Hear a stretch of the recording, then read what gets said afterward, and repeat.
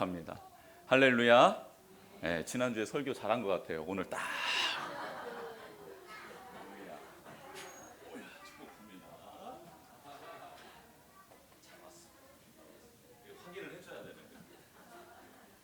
주보열 아래에 있는 찬양을 부르면서 힘있게 올라왔잖아요. 이게 다 하나님께서 모든 걸 협력하여 선을 이루어 가실 줄 믿습니다.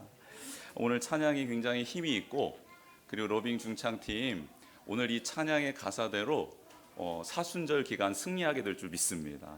그리고 그 찬양을 들은 우리 모든 성도님들 동일한 은혜가 임할 줄 믿습니다. 하나님의 말씀 보겠습니다. 우리 신약성경 로마서 5장 1절에서 11절까지의 말씀입니다. 신약성경 245면에 나와 있는데요, 로마서 5장 1절에서부터 11절까지의 말씀 우리 같이 합독하도록 하겠습니다. 시작. 그러므로 우리가 믿음으로 의롭다 하심을 받았으니 우리 주 예수 그리스도로 말미암아 하나님과 화평을 누리자. 또한 그로 말미암아 우리가 믿음으로 서 있는 이 은혜에 들어감을 얻었으며 하나님의 영광을 바라고 즐거워하느니라.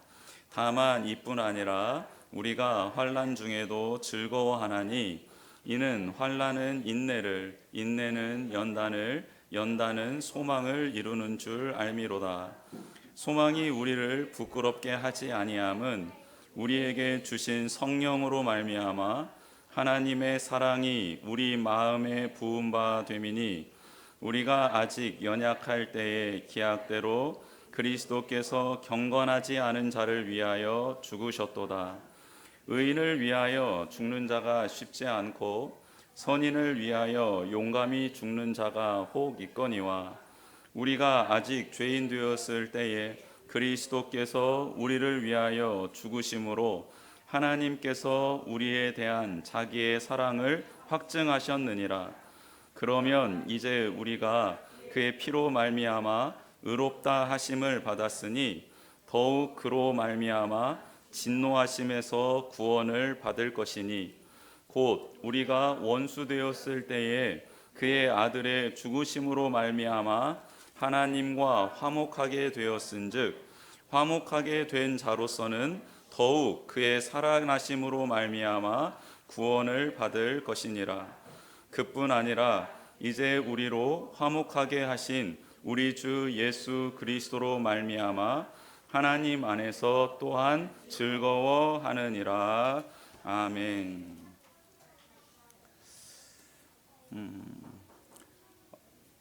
네, 오늘은 산상변모 주일이다라고 제일 처음 예배를 드릴 때 말씀을 드렸습니다.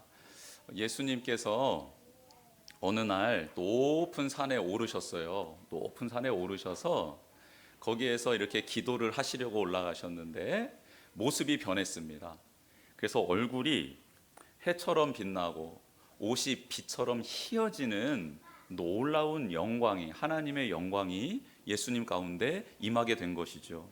그것을 산상변모다라고 해서 복음서에서 다루고 있지요.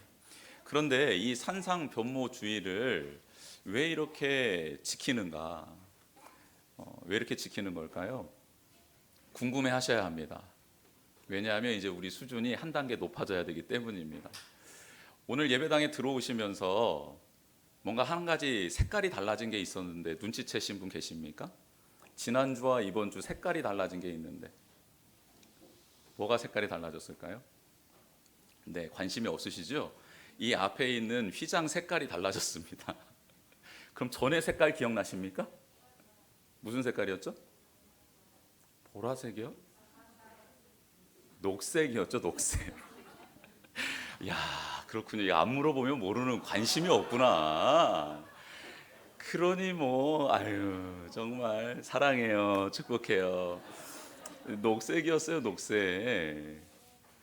녹색이었습니다. 녹색, 푸르름, 상징이죠. 이렇게 이제 살아나는 이제 그 녹색이었다가 이제 사순절로 접어든단 말이에요. 이번 주 수요일이 제 수요일로 시작해서 주일을 뺀 40일 동안, 그래서 사순, 넉사자 열순자를 해서 40일 동안 지키는 절기가 시작되는 거예요.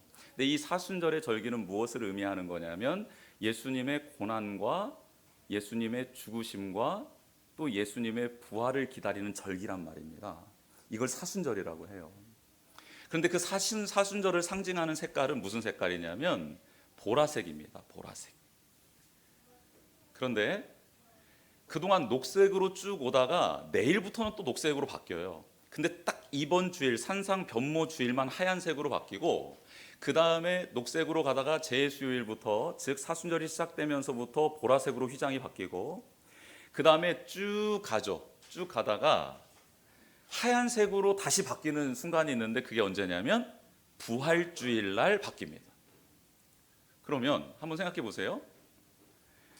사순절을 앞두고 사순절을 보내는 동안, 그 보라색을 상징하는 사순절을 보내는 동안 앞뒤에 하얀색으로 딱 샌드위치처럼 감싸고 있는 거예요.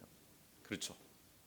그래서 이 산상 변모 주일이라는 이 하나님, 예수님이 하나님의 영광으로 변화된 오늘, 그 산에서 일어났던 사건이 부활을 예표하고 있는 것과 일맥상통한다라는 거죠. 굉장히 중요한 사건이라는 겁니다. 그런 의미를 한번 되새겨 보시면서 우리 말씀을 한번 조금 더 들어가 보도록 하겠습니다. 왜 산상 변모 주일이 중요한가 봤더니, 예수님께서 이 높은 산을 오르시기 전에 제자들에게 처음으로 예수님의 죽으심과 부활에 대해서 말씀을 하십니다.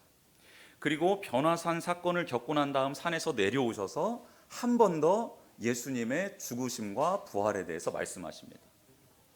즉 이제 예수님은 깨닫고 있는 거예요. 뭘 깨달았냐면 내가 십자가에 달려 하나님의 뜻을 이룰 시간이 이제 곧 다가온다라는 것을 깨닫고, 제자들에게 본인이 고난을 당할 것과 그러나 죽은 지 3일 만에 부활하게 될 것을 말씀해 주기 시작했다라는 것이죠.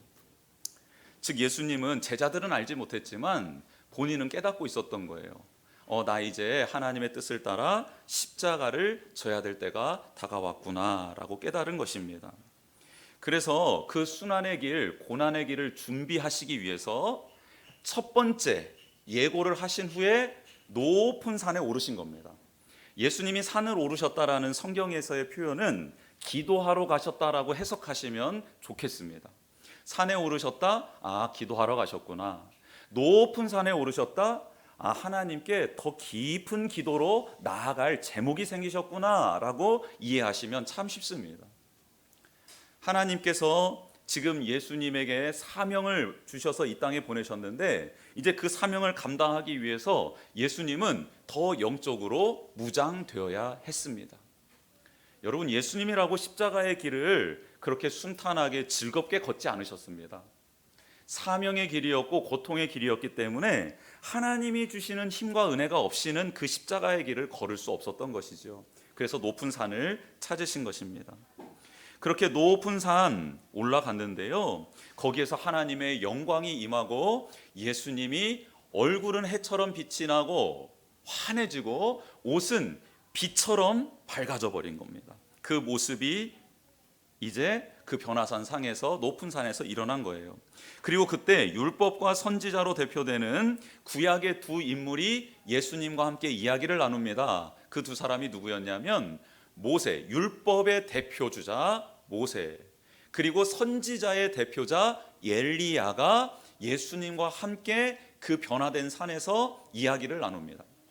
신학자들은 그 이야기가 모세가 하나님께 받았던 모든 율법이 예수 그리스도의 십자가의 죽음으로 완성될 거다라는 이야기, 그리고 모든 선지자의 대표주자였던 엘리야가 그동안 하나님이 우리를 통해 예언하셨던 모든 내용이 예수 그리스도의 십자가에서 완성될 것입니다라는 이야기를 나누었을 것이다라고 미루어 짐작합니다. 그리고 율법과 선지자의 완성으로서 예수 그리스도의 십자가, 그 죽음과 부활을 신학자들은 온전히 그곳에서 하나님이 예견하셨다, 온전히 이루셨다라고 보고 있습니다. 그렇게 모세와 엘리야와 담소를 나누시고 이야기를 나누시고 또 그 확신, 말씀의 확신을 받으신 예수님, 그 예수님이 갑자기 구름으로 쭉 가려지시더니 하늘에서 이런 음성이 들립니다. 이는 내 사랑하는 아들이요 내 기뻐하는 자라. 그런데 여러분, 이 음성 어디서 들어본 음성 아닙니까? 예수님이 처음으로 이 음성을 언제 들으셨죠? 요단강에서 세례를 받으시고 물에서 올라오실 때 이 음성이 하늘로부터 들렸습니다. 이는 내 사랑하는 아들이요 내 기뻐하는 자라라는 이 말씀이 동일하게 지금 십자가를 지시기를 앞두고 있는 예수님 앞에 동일하게 다시 들렸다라는 것이죠. 여러분, 하나님께서 똑같은 말을 반복하신다? 토시 하나 틀리지 않고 똑같은 말씀을 예수님에게 하셨다? 그러면 그 말씀은요, 굉장히 큰 의미가 있다는 것을 우리는 깨달아야 합니다. 예수님은 하나님 아버지 앞에 다시 사명자로서 결단하고 이 가시밭길과 같은 이 길을 걸어갈 수 있도록 도와주십시오라고 엎드렸습니다. 그렇게 엎드린 예수님께 하나님은 죄인처럼 되어 죄인을 위하여 생명을 내어주시기로 작정하시며 세례를 받으셨을 때에 주셨던 말씀을 동일하게 십자가를 지시기를 앞두고 있는 예수님, 기도하러 올라오신 예수님에게 동일하게 해주신 것입니다. 즉, 사명의 길은요, 어떤 위대한 기적과 같은 능력을 힘입어서 가는 길이 아니다라는 겁니다.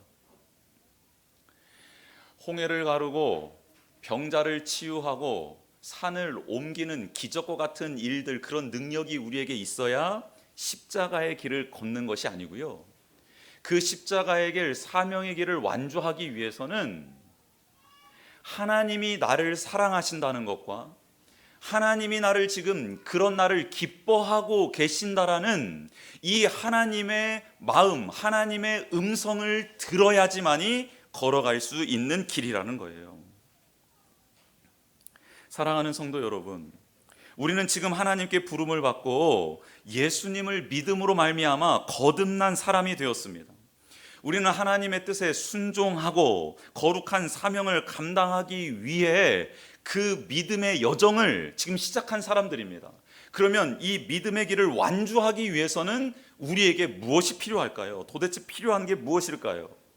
그것은 바로 하나님이 나를 사랑하시고 나를 기뻐하고 계신다라는 이 사실을 믿는 믿음이 필요하다라는 거예요. 하나님이 우리 성도님들을 사랑하신다라는 것을 믿으십니까? 지금 이렇게 예배드리고 하나님의 길을 걷고자 노력하고 있는 우리 성도님들을 기뻐하고 계신다라는 것을 믿으십니까? 이 두 가지가 흔들리면 하나님의 말씀이 들리지 않습니다. 순종할 수도 없어요. 십자가의 길, 사명의 길, 거룩하고 성결한 삶을 살아갈 수가 없습니다. 하나님은 나를 만드시고 이 땅에 보내시면서 정말 기뻐하셨던 분입니다. 지금도 우리를 너무너무 사랑하고 계십니다. 그래서 그 사랑의 깊이가 더욱더 깊어지고 그 사랑 가운데 우리는 하나님을 더 깊이 알아가고 하나님이 나를 얼마나 기뻐하고 계신지를 깨달아 그 기쁨의 자리를 더 즐거움으로, 감격으로 감당해 나아가는 우리가 되기를 원합니다. 근데 이 하나님이 나를 사랑하신다, 나를 기뻐하신다라는 사실을 매일매일 경험하셔야 합니다. 그래서 지난번에도 한번 말씀드렸습니다. 아침에 일어나셔서 이제 샤워를 하시면서 혹은 화장실에 들어가셔서 뭐 세면을 하시거나 이빨을 닦으실 때 거울을 볼 때 있잖아요. 그럼 보면서 꼭 고백하셔야 합니다. 세상에 이렇게 아름다울 수가, 세상에 이렇게 멋있을 수가. 여러분, 하나님의 관점으로 나를 바라보지 않으면요, 하나님의 관점으로 누군가를 바라볼 수가 없습니다. 뭐 자뻑에 빠져라, 뭐 이런 거, 공주병에 뭐 왕자병에 빠져라는 말이 아닙니다. 하나님의 관점으로 자신을 축복할 수 있는 사람이 되어야 된다는 거예요. 하나님이 나를 오늘도 사랑해 주셔서 나를 기뻐해 주셔서 내게 생명을 주셨는데, 나에게 호흡을 주셨는데, 내게 은사를 주셨는데, 내게 가정을 주셨는데, 일터를 허락해 주셨는데, 섬길 수 있는 자리를 허락해 주셨는데 감사합니다. 하나님이 저를 사랑해 주시고 저를 기뻐하신다라는 이 확신을 가지고 제가 오늘 살아가겠습니다 라고 시작을 하라는 거예요. 여러분, 옆에 사람에게 한번 축복해 주십시다. 하나님이 당신을 사랑하신답니다. 또 한번 축복해 주십시다. 하나님이 당신을 기뻐하신답니다. 여러분, 그런데 왜 이 말이 왜 이렇게 우리 가슴에 와닿지 않는 줄 아십니까? 예수님이 세례 받으실 때 하나님의 음성이 들렸는데, 하나님의 음성이 들릴 때 성령이 비둘기같이 예수님 가운데 역사하셨다라는 말씀이 동일하게 있습니다. 즉, 성령님이 우리 가운데 충만하지 않으면요, 우리는 하나님의 사랑을 느낄 수도 없고 하나님이 우리를 기뻐하신다라는 사실을 인정할 수가 없게 된다라는 겁니다. 그래서 이 시간 축복합니다. 지금 마음을 여십시오. 우리 가운데 계시고 우리 가운데 충만하기를 원하시는 성령님께 마음을 여세요. 그리고 이렇게 초청하십시오. 성령님, 제가 저의 마음을 엽니다. 저의 삶을 드립니다. 오셔서 충만하게 거하여 주옵소서 라고 기도하시면 좋겠습니다. 요청하시면 좋겠습니다. 그러면 그렇게 성령님이 우리 가운데 충만하게 역사해 주시기 때문입니다. 예수님을 믿을 때 우리에게 성령님을 보내주시고 성령 충만한 삶을 살 수 있도록 복을 주시는 이유가 바로 이것 때문입니다. 하나님의 뜻이 이루어질 뿐만 아니라 하나님의 사랑을 느끼고 하나님이 우리를 얼마나 기뻐하시는지 깨닫게 해주시기 위하여 성령님은 우리 가운데 오신 거예요. 그러니 마음을 열고 하나님의 음성을 들으시기를 주님의 이름으로 축복합니다. 하나님은 오늘 본문을 통해 그렇게 하나님의 사랑과 은혜를 깨달은 자들에게 행하고 싶으신 일들에 대해 알려주고 계십니다. 얼마나 오늘 이 본문이 우리에게 가슴을 뛰게 하는지 모르겠습니다.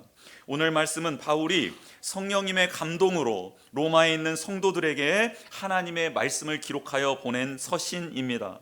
바울도 예수님을 만나 하나님의 사랑과 은혜에 감격하게 된 인물이지요. 그는 끝까지 자신의 욕망을 내려놓고 주님이 가신 길을 걸어갈 수 있었던 이유에 대해서, 그것은 하나님의 은혜이고 하나님의 사랑 때문이고 하나님이 나를 바라보시며 기뻐하는 그 미소 때문에 나는 이 사명을 끝까지 견뎠습니다, 감당했습니다 라고 고백하고 있기 때문입니다. 그가 고난을 피했다고 혹은 죽음을 모면했다고 감사하며 사명의 길을 간 게 아니고요, 그 사랑 때문에, 하나님이 나를 기뻐하신다는 그 미소 때문에, 그 은혜 때문에 걸어갔다라고 고백하고 있다라는 거예요. 바울은 로마에 있는 성도들에게 지금 복음을 전하고 있습니다. 먼저 꼭 확인하고 가야 하는 것이 있다라고 말씀하고 있지요. 그것은 예수 그리스도의 십자가와 부활을 믿음으로 하나님께 의롭다 하심을 받게 되었다라는 사실입니다. 여러분, 바울은 바리새인 중에 바리새인입니다. 거룩한 삶을 최고의 가치로 여기며 살았던 사람이에요. 그러나 그렇게 율법을 잘 지킨다고, 자신이 하나님의 말씀 가운데 온전히 순종한다고 의롭게 되지 못한다라는 사실을 깨닫게 되었습니다. 율법을 지키려고 하면 할수록 온전히 지킬 수 없는 자신의 모습을 발견했어요. 그리고 마음과 삶이 일치해야 되는데 그렇지 못한 자신의 모습에 심각한 고뇌에 빠지기도 했습니다. 그런데 예수님을 만나고 자유해졌습니다. 그 자유는 율법을 지키지 않아도 된다라는 자유가 아니었습니다. 율법을 지키는 것이 즐겁게 변화되었다라는 것을 의미합니다. 왜냐하면 그전까지는 율법을 지킴으로 하나님의 자녀가 되는 줄 알았는데 예수 그리스도를 믿음으로 하나님의 자녀가 되었고, 그런 내가 이제는 하나님의 말씀을 따라 사는 것이 즐겁게 되었기 때문입니다. 신분을 얻기 위해, 자격을 얻기 위해 살아가는 피곤한 삶이 아니라 변화된 신분으로서, 변화된 존재로서 하나님의 말씀을 순종하며 대하며 나아가고 있는 완전히 새로운 삶을 사도 바울이 경험하고 있었기 때문입니다. 우리가 하나님께 의롭다함을 받게 된 것은 절대 우리의 행동, 생각, 업적, 능력, 봉사, 섬김 때문이 아닙니다. 오직 나의 죄를 사해 주시기 위해 십자가에서 돌아가신 예수 그리스도를 믿고 나에게 영원한 생명을 주시기 위해 사망 권세를 이기시고 부활하신 예수님을 영접했기 때문입니다. 하나님은 당신의 독생자 예수님을 믿고 영접한 사람들을 의롭다 여겨 주십니다. 그들을 자녀 삼아 주시는 것이죠. 그래서 하나님이 우리에게 하고 싶으신 일들이 우리 안에서 이루어지기 시작하는 것입니다. 이렇게 예수님을 인격적으로 영접한 자들 안에 무슨 일이 일어납니까? 오늘 본문에 보니까 첫 번째로 하나님과 화평한 관계가 되어 하나님 안에 있는 은혜와 영광과 생명을 풍성하게 받게 되는 일이 일어납니다. 사도 바울이 예수님을 영접함으로 하나님과 화평하게 되었습니다. 하나님의 은혜와 영광과 생명이 갑자기 그에게 물밀듯 밀려 들어오기 시작했습니다. 감당할 수 없는 기쁨과 감격이었던 것이죠. 그런 일을 겪게 되자 그 안에 신비로운 변화가 일어났습니다. 하나님의 은혜와 사랑과 영광이 그의 마음의 삶에 충만해지자 그의 안에 있었던 더럽고 추하고 악한 모든 것들이 밖으로 빠져나가기 시작했던 것입니다. 바울은 분별하게 됩니다. 그동안 자신의 삶을 뒤돌아보며 하나님의 관점으로 재해석하기 시작해냅니다. 무엇이 잘못되었는가? 어떻게 하면 하나님의 사랑과 은혜에 보답하며 살 수 있게 되는가에 대해 심각하게 고민하며 분별하며 정리하고 결단합니다. 그동안 자신이 의지했던 모든 것들을 내려놓기 시작하지요. 그리고 오직 한 가지만 붙잡습니다. 그게 바로 나는 평생에 예수 그리스도를 더 깊이 알아가고 그분과 교제하며 그분을 따르는 삶을 살겠노라라고 이 한 문장으로 자신의 삶을 정리해버립니다. 그리스도 외에는 모든 것을 배설물로 여기는 삶을 선택하게 된 것이지요. 자연스럽게 된 것입니다. 그 은혜와 사랑과 그 생명이 그의 안에 지배하게 되자 이런 결정을 하게 되었던 것입니다. 사랑하는 성도 여러분, 하나님과 화평을 누린다. 너무 좋은 말, 아름다운 말 아닙니까? 그런데 하나님과 화평을 누리게 된다는 것은 내가 좋아하는 것을 마음껏 하게 된다는 뜻이 아닙니다. 내가 원하는 것을 하나님이 다 이루어 주신다라는 뜻이 하나님과 화평하게 된다라는 뜻이 아닙니다. 하나님이 공급해 주시는 것으로 나의 배를 채우고 내 뜻을 이룬다는 뜻이 아니라는 것이죠. 나의 소원이 성취되는 것도 아닙니다. 세상적인 욕심과 욕망이 이제는 하나 둘씩 사라지게 되는 게 하나님과 화평한 관계를 맺게 되는 사람들에게서 나타나는 것입니다. 내가 원하는 것이 아닌 하나님이 원하시는 것을 사랑하게 되는 것이고 품게 되는 사람입니다. 하나님 나라의 법칙을 소중히 여기는 사람이 되고 하나님의 다스림을 받는 것을 기뻐하는 사람으로 변화되는 게 하나님과 화평한 관계를 누리는 사람의 모습입니다. 옥에 갇힌 바울, 하나님을 찬양할 수 있었던 이유가 바로 하나님과 화평했기 때문입니다. 돌에 맞아 죽게 된 성으로 다시 들어가 복음을 전한 것도, 죽음을 앞두고 자신이 죽을 자리에 기꺼이 순종하는 마음으로 찾아 들어간 것도 모두 하나님과 화평한 상태였기 때문에 바울이 취할 수 있었던 모습이었습니다. 로마에 살고 있었던 그리스도인들도 예수 그리스도를 믿음으로 곤고하게 살고 있었던 것은 마찬가지였습니다. 예수님을 믿음으로 하나님과 화평을 누리는 것이 세상에서는 고난과 고통을 받는 것과 동일한 일이 초대교회 성도들의 삶이었기 때문이지요. 하지만 그들도 그렇게 믿음을 지키고 있었고 하나님과 화평을 누리는 삶의 본을 보여주고 있었습니다. 사랑하는 성도 여러분, 하나님과 화평을 누리기를 주님의 이름으로 축복합니다. 더러운 모든 것들이 빠져나가고 하나님의 다스림을 받게 돼요. 이제는 하나님이 주신 것들을 선용하는 사람, 그 주신 것들을 통해 하나님의 영광을 올려드리는 사람, 죽어가는 많은 사람들을 살리고 먹이는 사람이 되기를 주님의 이름으로 축복합니다. 다음으로 하나님이 우리에게 해주고 싶으신 일이 있습니다.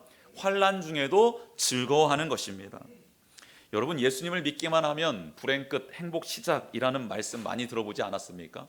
저는 어렸을 때 신앙생활할 때 우리 교회에서 목사님이 이렇게 막 전도하라고 할 때 권사님들이 전도하는 방법 옆에서 들었는데 정말 신기했습니다. 일단 교회만 오면 부자가 됩니다. 그리고 일단 교회만 오면 모든 상처가 치유됩니다. 더 신기한 건 교회에 오기만 하면요, 불화했던 가정이 다 회복이 되고요, 안 되던 사업이 막 잘 되고요, 이렇게 복음을 막 전하는 거예요. 그런데 그 권사님의 복음 전하는 말씀을 들을 때마다 우리 가정은 예수님이 안 계시는 가정이 돼버리는 거예요. 왜냐하면 우리 가정에 부모님들의 연약함이 있었고 우리 할머니도 굉장히 아프셨었거든요. 근데 우리 할머님은 새벽 제단을 쌓으셨던 믿음의 사람이었거든요. 정말로. 왜 아프지? 예수님 안 믿는 거 아닌가? 이상해지기 시작하는 거예요. 그리고 어렸을 때 좀 가난했거든요, 저희 집이. 근데 예수님 잘 믿는데 왜 가난하지? 이해가 되지 않는 거예요, 그 전도법이. 여러분들 그렇게 한번 전도해 보신 적 없습니까? 예수님 믿기만 하면 다 돼, 막 이런 전도법 한번 해보신 적 없으세요? 그래서 저는 그때부터 전도를 하지 않기 시작했죠. 야, 이게 만약에 전도라면 이건 아니다. 그래서 되게 고민이 많았었습니다. 어렸을 때 그 전도하는 모습을 보면서 고민이 되게 많았어요. 예수님을 믿기만 하면 고생 끝 행복 시작인가? 여러분, 이게 정말 이게 복음인가? 이게 예수님을 만나는 사람들에게 일어났던 일들인가? 한번 생각해 보신 적 있으신가요? 새가족들 이번에 이렇게 많이 오셨고 수료도 하셨는데 우리 새가족 중에서도 이런 생각을 하고 계시는 분들 있지 않습니까? 그런데 이런 생각을 했던 제자들이 있었습니다. 초창기 제자들이에요. 예수님을 따랐던 제자들입니다. 제자들은 일단 예수님이 행하시는 기적을 직접 목격했던 사람들입니다. 경험했던 사람들이에요. 눈앞에서 나병 환자가 고침을 받았고요, 중풍병에 걸려 움직이지 못했던 사람이 일어나 걷는 것을 봤어요. 손이 말라 있었던 사람, 굳어서 움직이지 않았던 사람이 예수님 말씀 한마디로 펴지고 움직이는 것을 보았습니다. 병자들이 병에서 치유되는 것 보았고요, 죽은 사람이 살아나는 것도 봤습니다. 과부가 아들이 죽어서 나오는데 그 아들을 살리셨거든요. 봤어요. 배고파하는 사람들에게 먹을 것을 주시는 것도 봤고요, 무리를 걸어오시는 것도 봤습니다.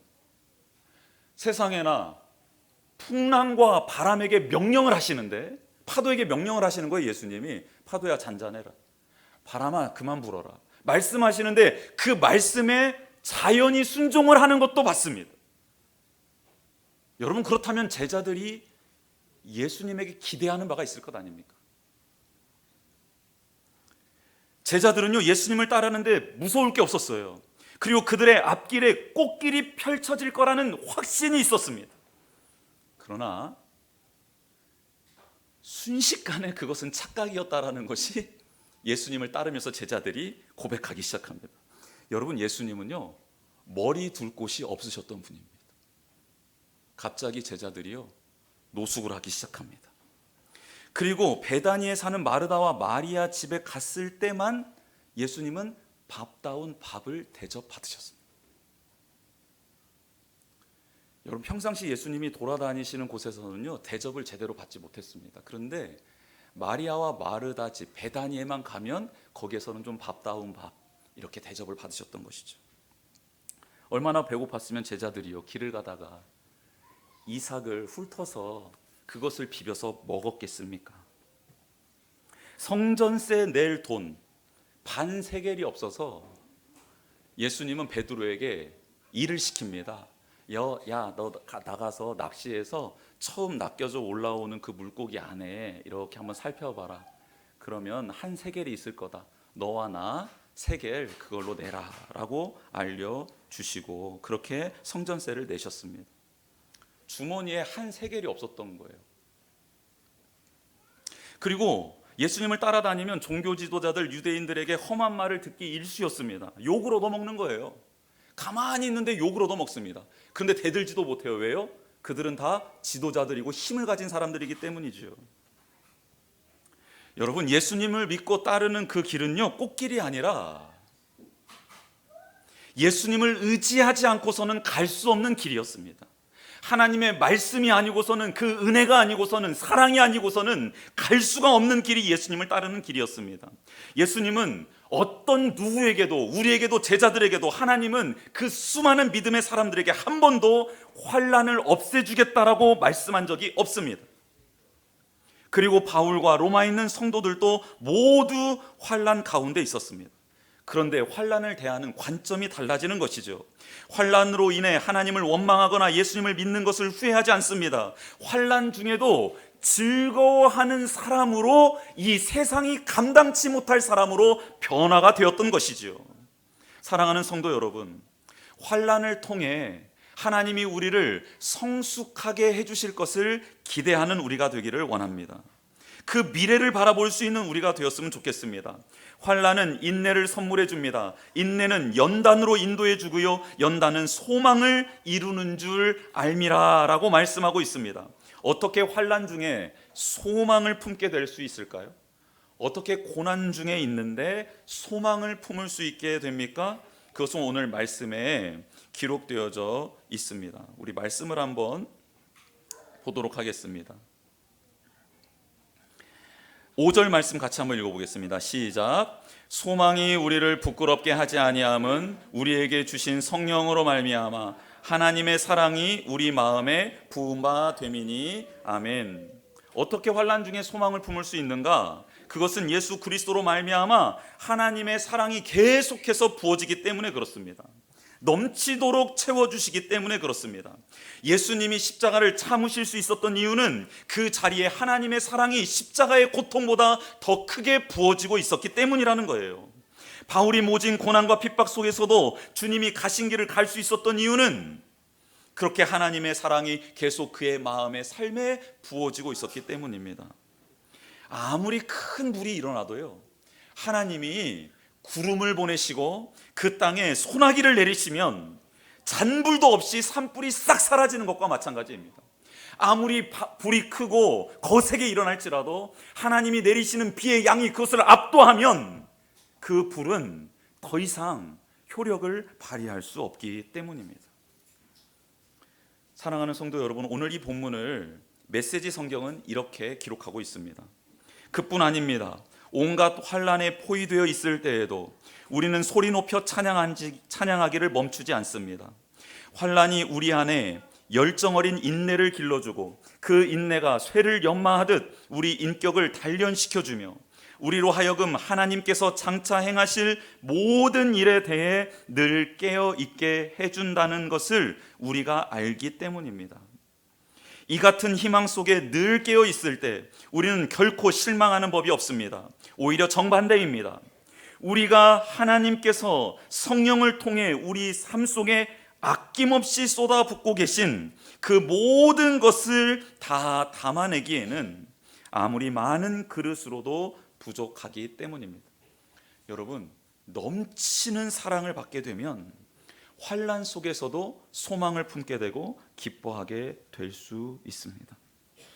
하나님이 우리에게 원하시는 것은요, 환난을 피하는 게 아니고요, 환난 속에서도 그것을 감당하고 또 그 환난 중에 있는 사람들의 손을 붙잡아 줄 수 있는 능력을 우리에게 주시기를 원하신다는 것.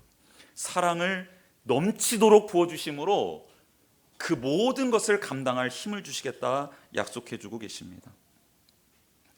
마지막으로 하나님은 우리가 부활 생명을 가진 자로 살게 하십니다. 우리가 원수 되었을 때 예수님은 우리에게 당신의 생명을 내어주셨습니다. 그렇다면 지금 우리가 이렇게 예배하고 기도하고 하나님의 말씀을 보기 위해 노력하고 있는 우리에게는 더 큰 은혜와 생명으로 함께해 주시겠죠.